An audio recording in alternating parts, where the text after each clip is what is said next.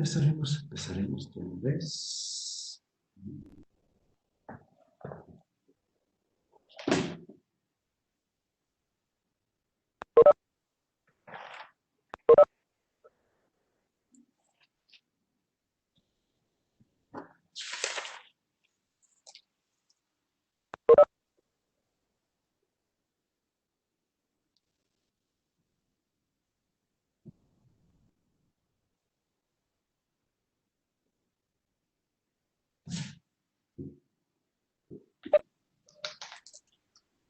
Profesor, buenas tardes.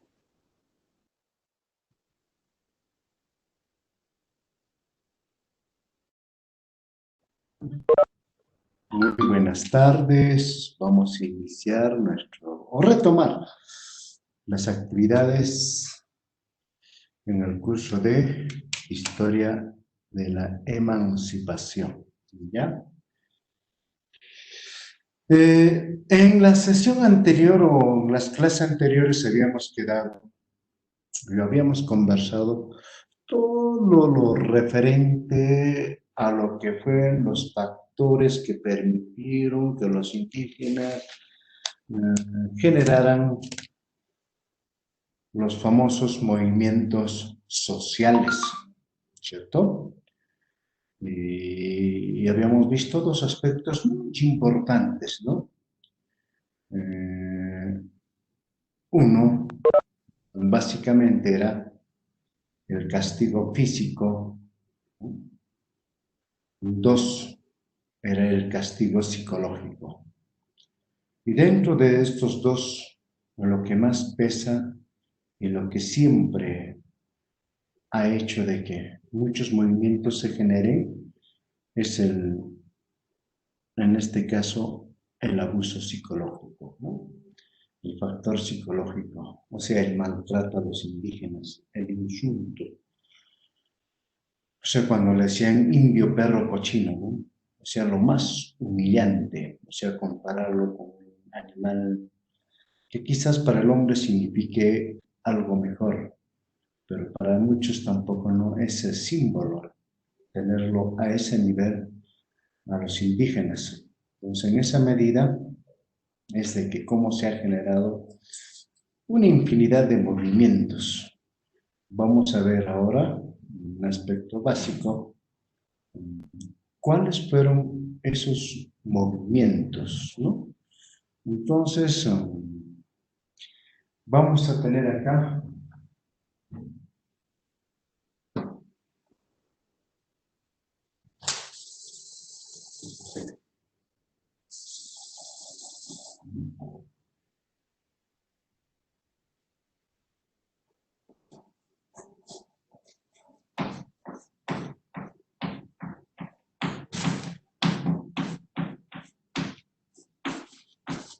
movimientos indígenas.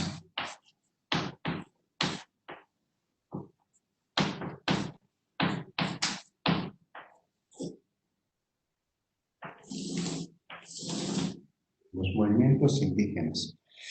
Habíamos precisado también de que los movimientos indígenas es a lo largo de todo el proceso de la colonia.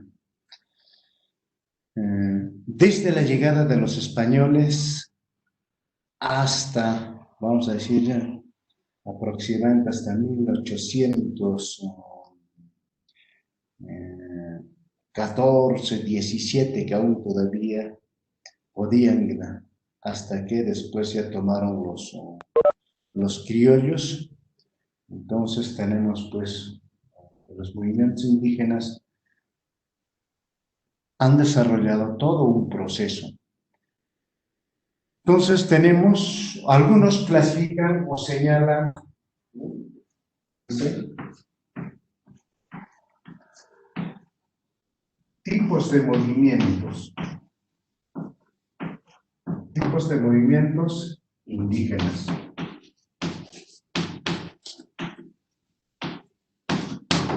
Tipos de movimientos indígenas, ¿no? Muchos los han precisado en tres contextos, algunos en dos, y y algunos también, bueno, han dicho que es el uno. Entonces tenemos tres tipos, vamos a ver uno.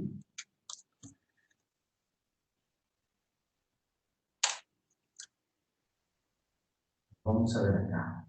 Tenemos uno.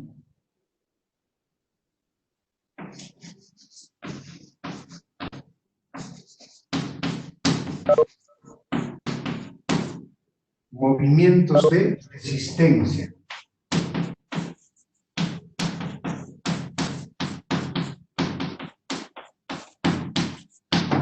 Movimientos de resistencia es uno de esos, ¿no? Movimientos de resistencia. Movimientos de resistencia. O también conocido como,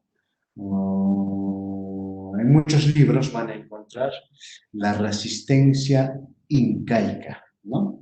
Van a encontrarlo eso. El hecho es de que hay que seguir buscando más bibliografía, hay que seguir leyendo un poco más para tener ampliamente una cultura histórica de los acontecimientos, fundamentalmente de los movimientos indígenas, ¿no?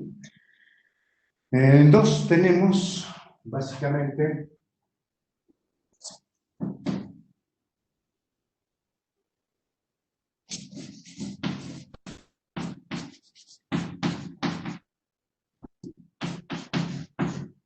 movimientos de reconquista.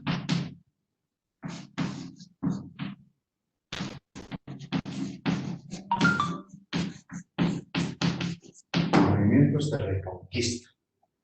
O sea, quieren recuperar nuevamente el Tahuantinsuyo, o propiamente, o si se quiere restablecer nuevamente el sistema incaico, etcétera, ¿no es cierto?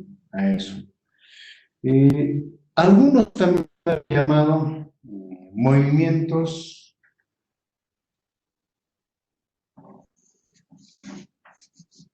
contra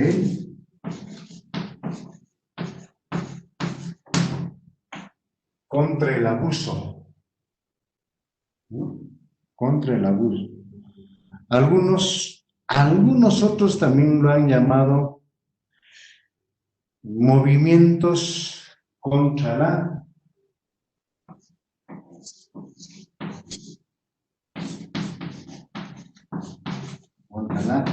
tiranía. Contra la tiranía, ¿no? Eso es. Entonces, algunos también lo precisan, ¿no? Como por ejemplo, ustedes deben conocer, si es bonito también conocerlo bien, a Opelango Godoy, ¿no? Un texto muy bonito que habla sobre los diferentes movimientos y él lo califica contra el abuso y la tiranía, o sea que se ha generado a lo largo de todo el proceso de la colonia, ¿no? Él, como por ejemplo, solamente cita algunos movimientos. Si ustedes algún día, mañana vamos a ver un poco más detenimiento esta parte, ¿no? Una infinidad de movimientos, siempre todo contra el abuso y la tiranía. Y uno de esos son movimientos que ustedes seguro que han leído en la lectura que se les ha dejado, propiamente de Isidro Mamani, ¿no?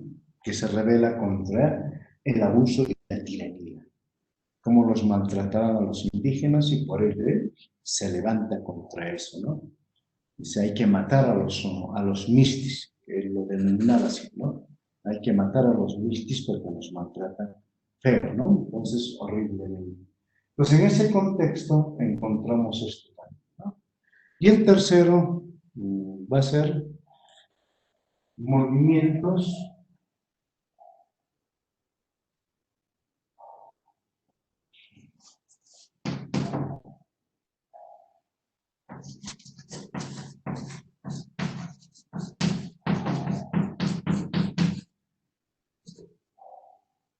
movimientos por el restablecimiento.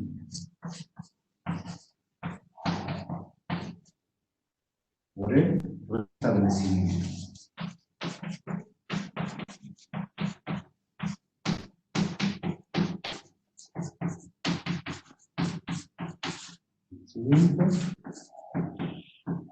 Del sistema incaico.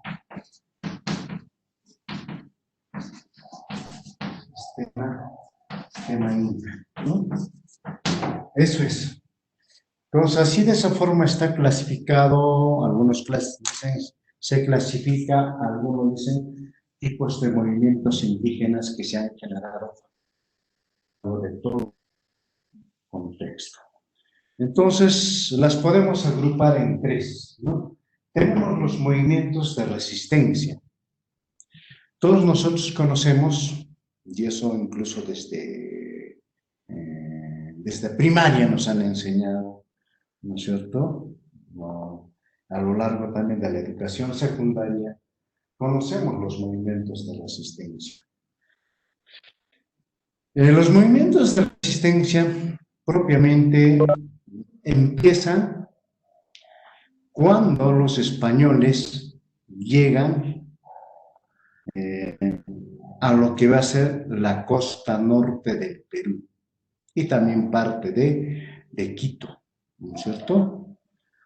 Cuando llegan ellos, o sea, hacen su ingreso al Perú, básicamente en su afán de querer conquistar este territorio llamado Tahuantinsuyo.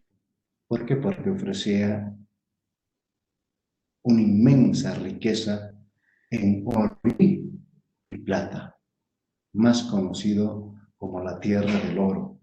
Entonces, ellos no han escatimado ningún tipo de esfuerzo, ningún tipo de sacrificio para poder tener en sus manos esto que se llama la riqueza del oro, ¿no? Un tesoro. Entonces, los españoles hacen lo suyo para poder lograr ese cometido.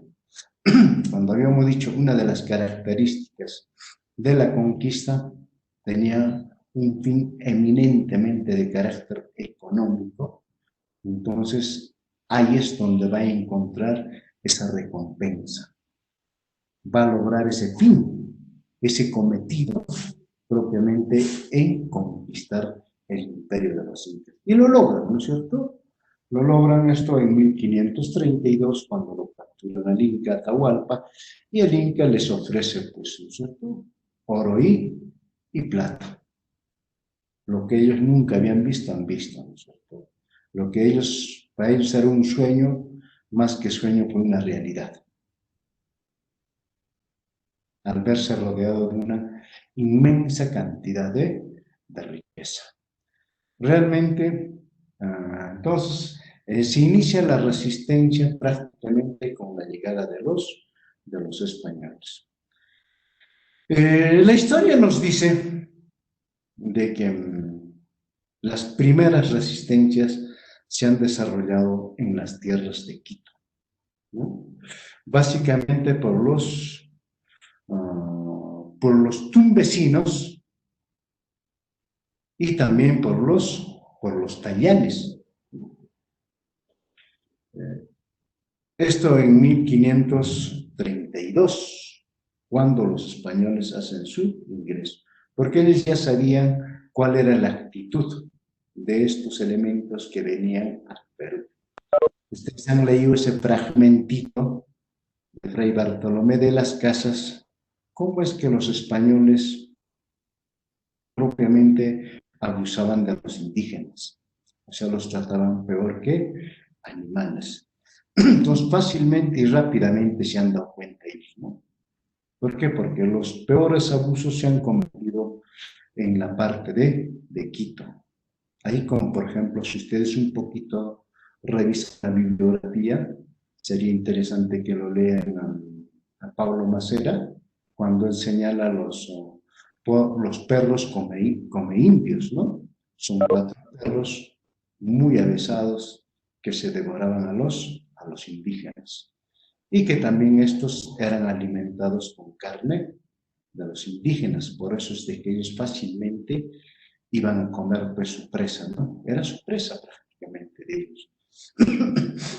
Allá en Quito se ofrecía carne indígena para alimentar a estos animales. ¿Para qué? Para que estos animales a su vez persigan pues su presa favorita, que era la carne de los indios, ¿no? Entonces ellos se levantan en la costa norte a partir de 1532. Nos dicen que algunos curacas, como por ejemplo, ¿no? De Chimasa, de Tumbes, en los Tallanes tenemos a Cango y Coto, ¿no? Y Coto. Y también tenemos a Omape y La Chira. Entonces, estos son algunos indígenas que han liderado. Esto ustedes podrían encontrar en algunos libros, ¿no? Que son muy interesantes, ¿no? En el caso, como por ejemplo, de Juan José Vega.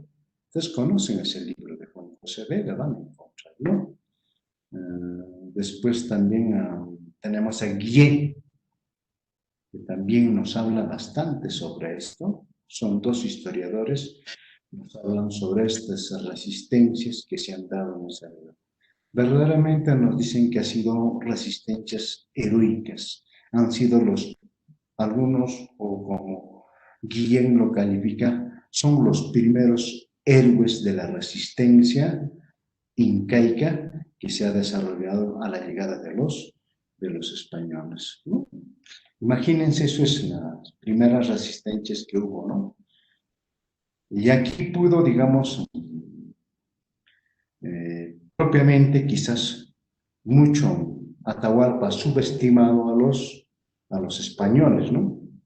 Quiso capturarlos en Cajamarca, sitiarlos y exterminarlos en Cajamarca, pero lamentablemente se equivocó. Nosotros se equivocaron porque en el camino encontró mayor cantidad de fuerza, ¿no?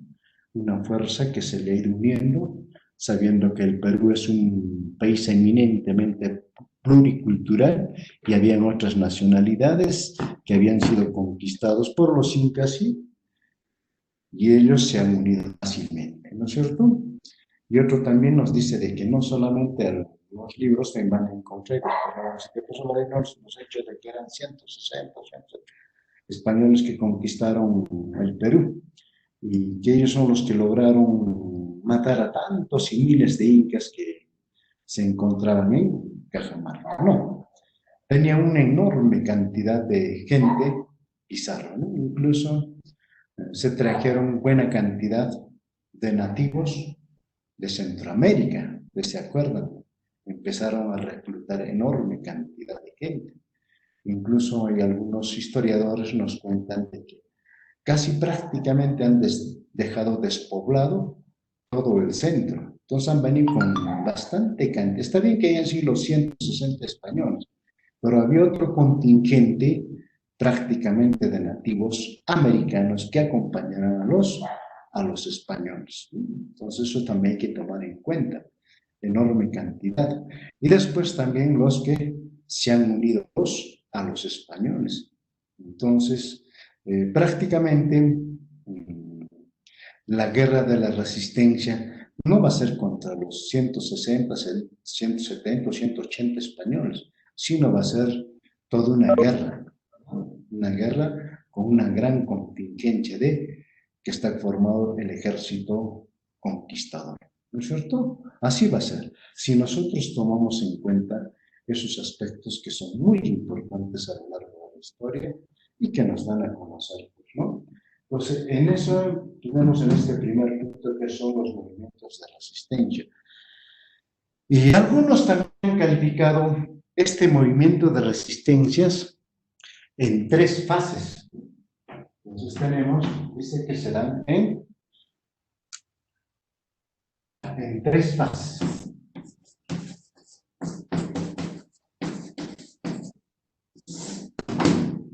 Tres fases. En la primera fase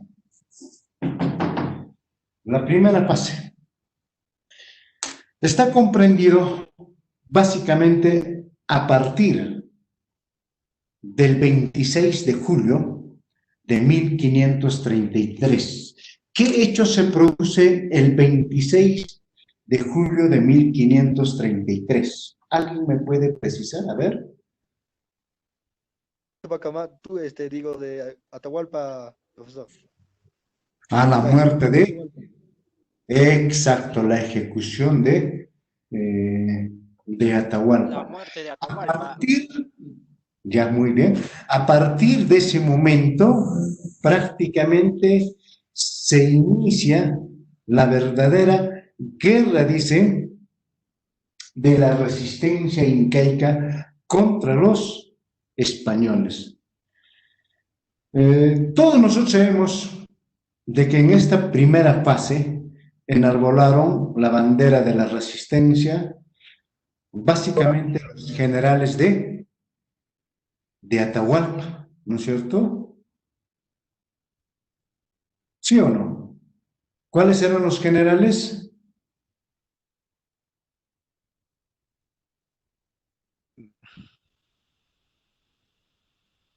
A ver, ¿quién me dice quiénes eran esos generales que empezaron a enarbolar e iniciaron, ¿no? La bandera de la resistencia incaica? Calcuchimac. Muy bien, Calpuchima uno.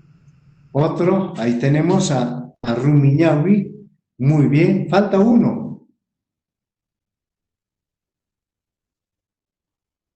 El Apo Quisquis, ¿no es cierto? El Apo Quisquis, son tres que lucharon tenazmente, hicieron resistencia y que prácticamente fueron derrotados.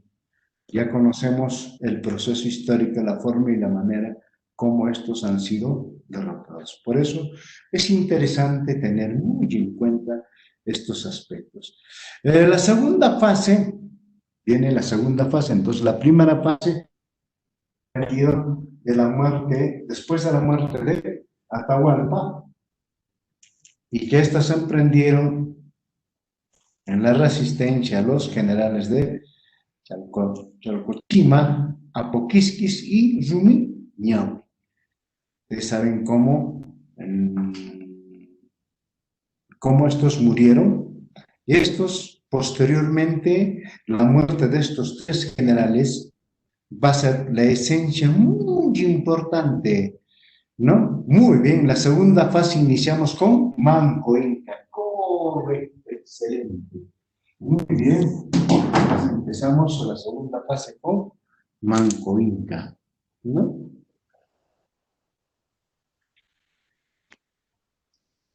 Todos nos acordamos de Manco Inca. ¿En dónde fue declarado Inca por los españoles?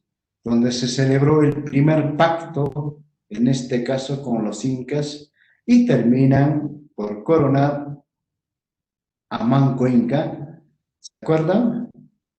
Cusco, no me lo acuerdo el lugar. No, no es en Cusco. Antes de llegar a Cusco, casi por el centro, saliendo del centro un poco más. Huayrapampa.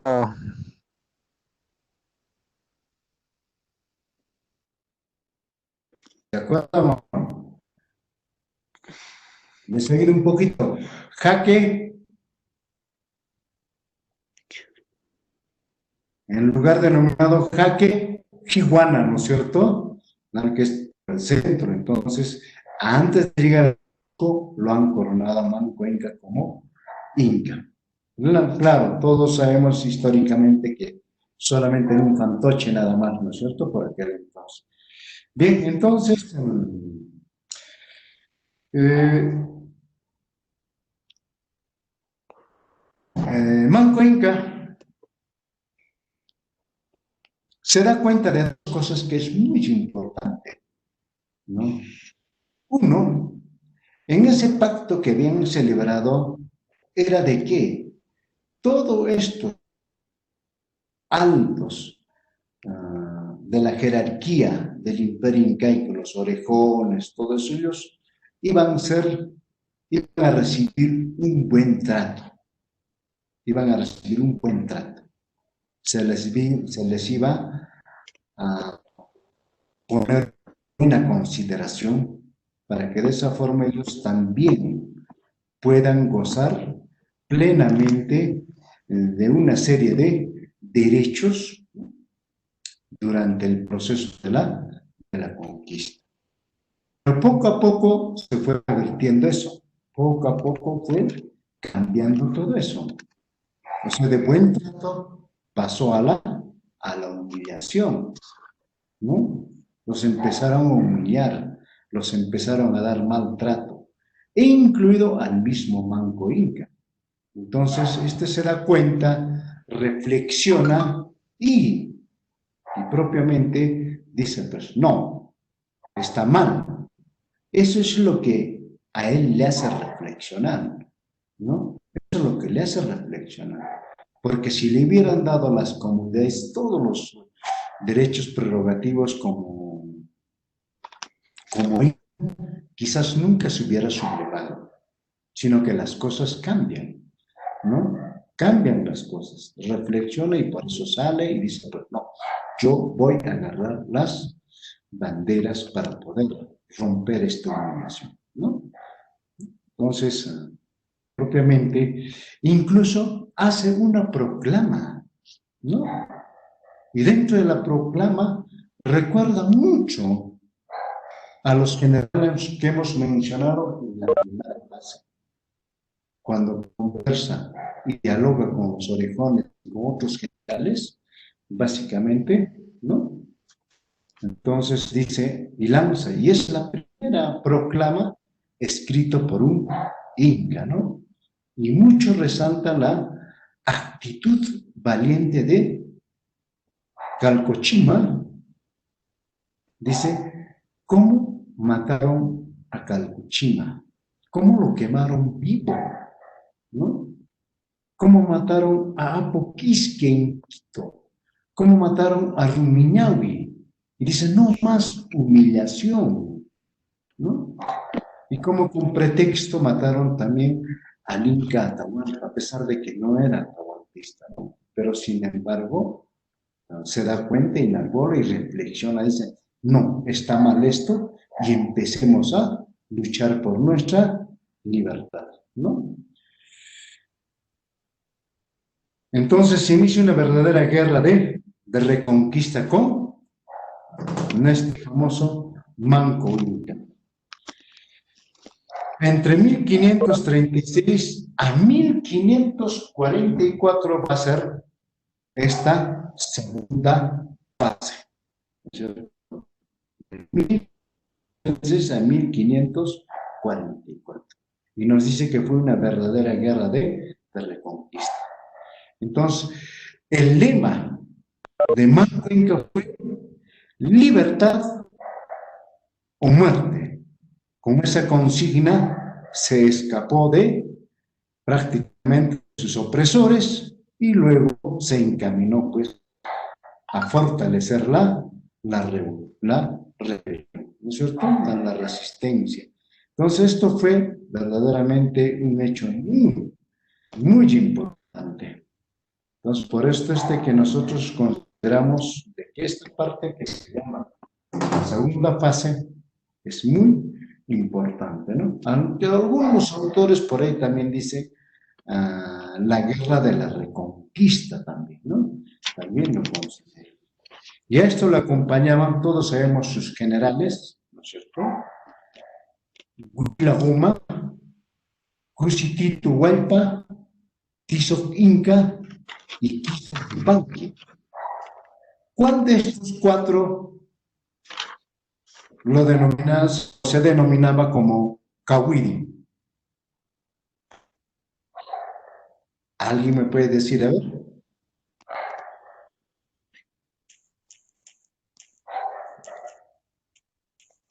A ver, chicos, despierte. Hualpa. ¿Ah? Titucusi Hualpa, creo es, profesor.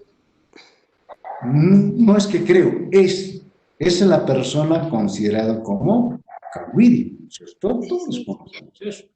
El famoso Cahuide se llama Quiso Titu Hualpa, uno de los generales más sobresalientes. Quiso Yupanqui también, Tiso Quinca también, Vila Humo, uno de los generales bien destacados, ¿no? ¿Quién le daba que quizás incluso la historia dice fue uno de los que le dio consejos muy importantes a Manco Inca, Vila Humo, ¿no? Fue uno de los generales muy estrategas para la lucha. Entonces fue acompañado por esos 4 personajes que hizo pues la resistencia mancoica, ¿no? Entonces así sucesivamente podemos seguir un poco más. Ya conocemos todo el proceso, estoy seguro de que ustedes, porque la lectura empieza justamente, el trabajo empezaba a partir de la rebelión de Manco Inca, ¿no es cierto? Entonces estamos tratando de sistematizar, sintetizar cómo eran los movimientos, ¿no? Bien, chicos, hasta acá en nuestra primera parte. Mañana continuamos con la segunda. La tercera fase. Vamos a terminar con la tercera fase, para no quedar en esto. ¿Cuándo se inicia la tercera fase? A ver, ¿alguien me puede decir?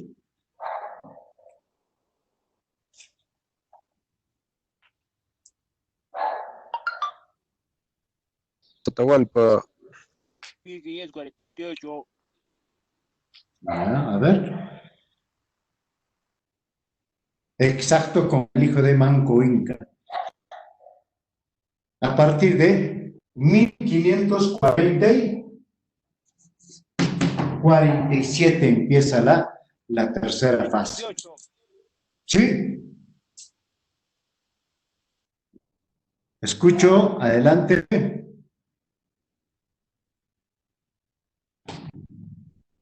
A ver. Bien, entonces esta tercera fase fue conducido, y ustedes también ya lo han precisado, seguramente que ustedes lo han leído, ¿no es cierto?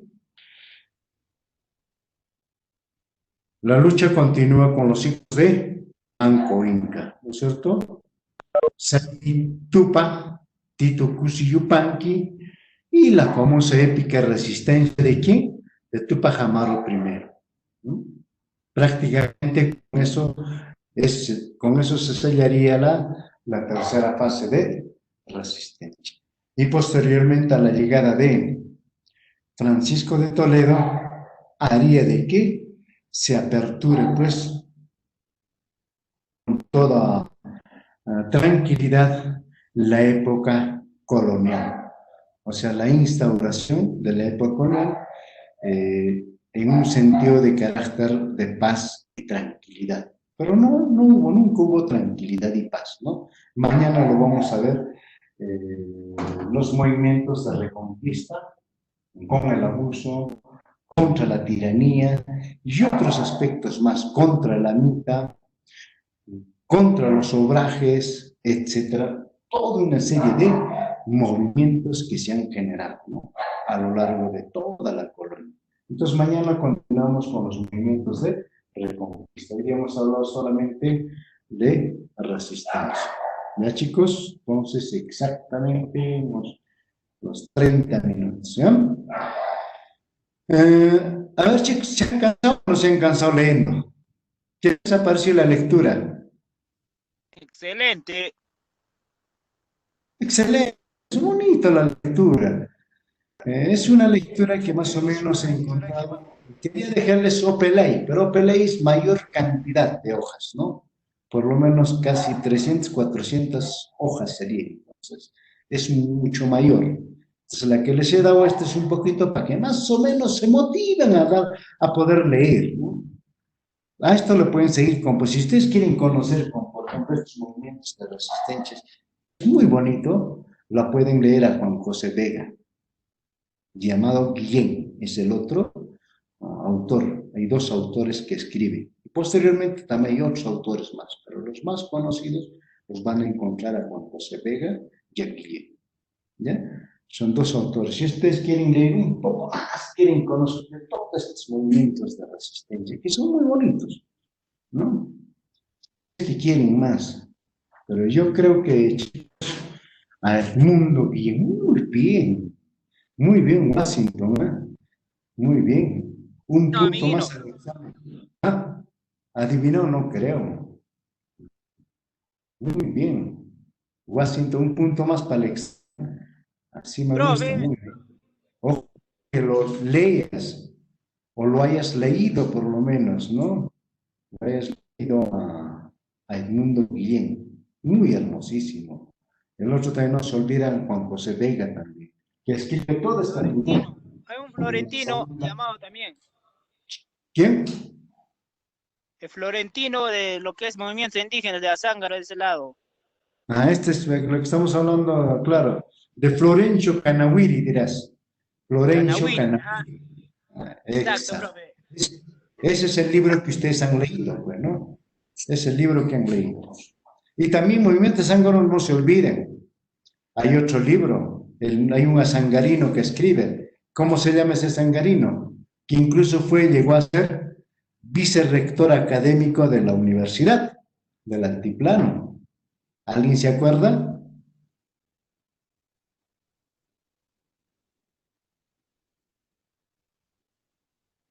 ¿Alguien me dice, a ver? Se gana 2 puntos al examen. Si alguien me dice, a ver, ¿cómo no lo van a conocer? Muy mental.